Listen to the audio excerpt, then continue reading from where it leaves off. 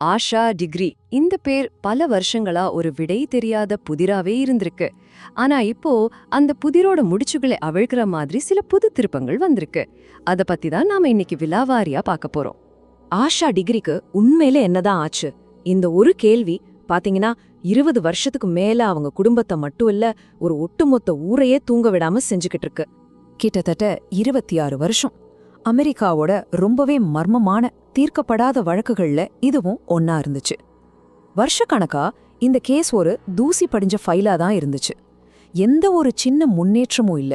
பதில் கிடைக்கும்ன்ற நம்பிக்கை கொஞ்சம் கொஞ்சமா மங்கிட்டே போச்சு. ஆனா இத்தனை வருஷம் மௌனத்தை இப்போ சில விஷயங்கள் உடைச்சிருக்கு. சில அதிர்ச்சிகரமான புது ஆதாரங்கள் கிடைச்சிருக்கு. அது இந்த வழக்கே தலைகீழா மாத்த போகுது. அது என்னன்னு பார்க்கலாம் வாங்க.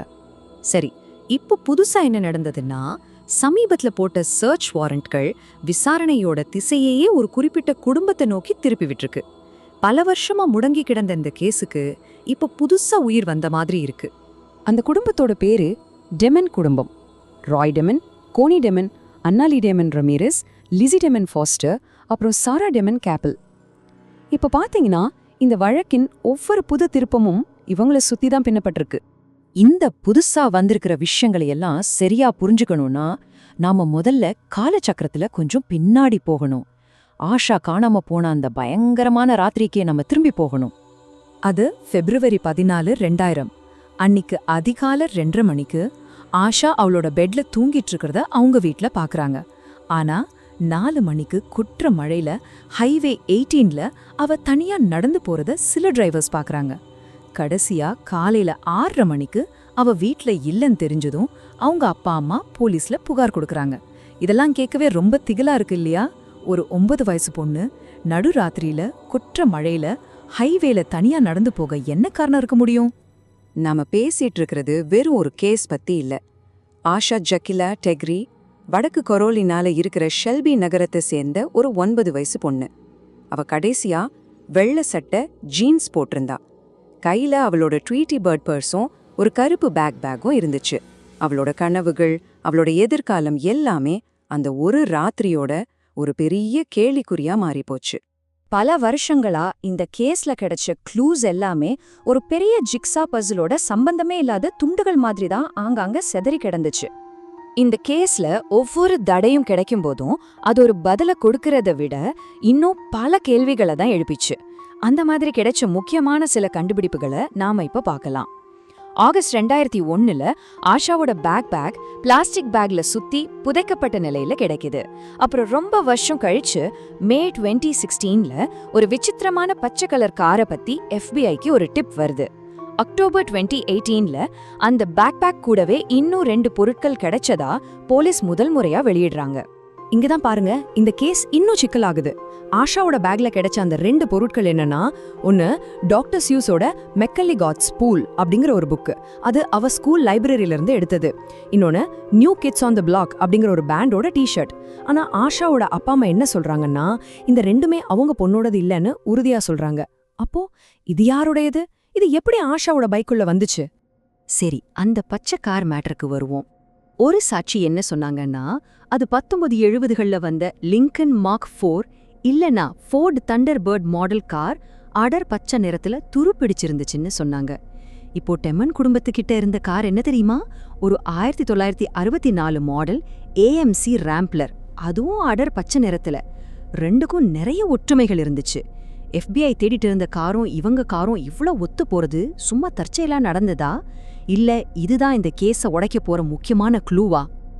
இப்பதான் நாம இந்த கேஸோட முக்கியமான கட்டத்துக்கு வரோம். தனித்தனியா சிதறி கிடந்த இந்த எல்லா தடயங்களையும் ஒன்னா இணைச்ச அந்த அதிர்ச்சிகரமான திருப்புமுனைகளை இப்ப நாம பார்க்க போறோம். ஒரு DNA ஆதாரமும் ஒரு மறைக்கப்பட்ட உரையாடலும் எப்படி எல்லாத்தையும் மாத்திச்சுன்னு பாருங்க. முதல்ல DNA இணைப்பு. ஆஷாவோட பேக் கூட கிடைச்ச ஒரு பொருள்ல இருந்து ஒரு சின்ன முடி கிடைக்குது. அதை அட்வான்ஸ்டு DNA டெக்னாலஜியை வச்சு அனலைஸ் பண்ணப்போ அந்த முடி டெமன் குடும்பத்தை சேர்ந்த ஒருத்தரோடதுன்னு தெரிய வருது. அது மட்டும் இல்ல, இந்த மாதிரி ஒரு விஷயத்த மறைக்கணும்னா கண்டிப்பா பெரியவங்களோட உதவி தேவைப்பட்டிருக்கும்னு இன்வெஸ்டிகேட்டர்ஸ் ஒரு முடிவுக்கு வராங்க.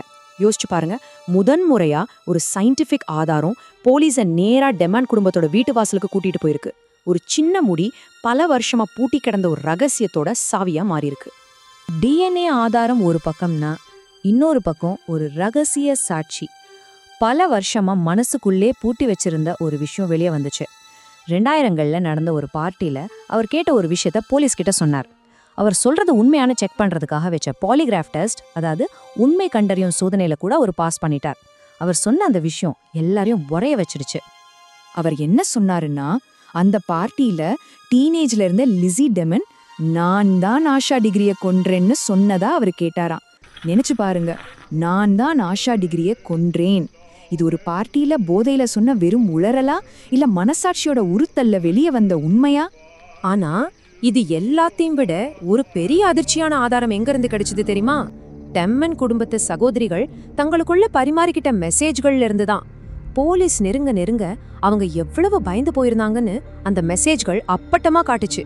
அவங்களோட சொந்த வார்த்தைகளே அவங்களுக்கு எதிரா திரும்பிடுச்சு. ஒரு மெசேஜ்ல இப்படி இருக்கு: தியரி படி நான் தான் செஞ்சேன், அது ஒரு விபத்து, அதை நான் மறைச்சிட்டேன். இந்த மெசேஜ் ஒரு ஆக்சிடென்ட் நடந்ததும் அதை மறைக்க முயற்சி செஞ்சதும் சொல்லுது. இதுதான் ஆஷாவுக்கு நடந்திருக்குமா? அடுத்து இன்னொரு மெசேஜ், இது அந்த ஷர்ட்டை பத்தினது.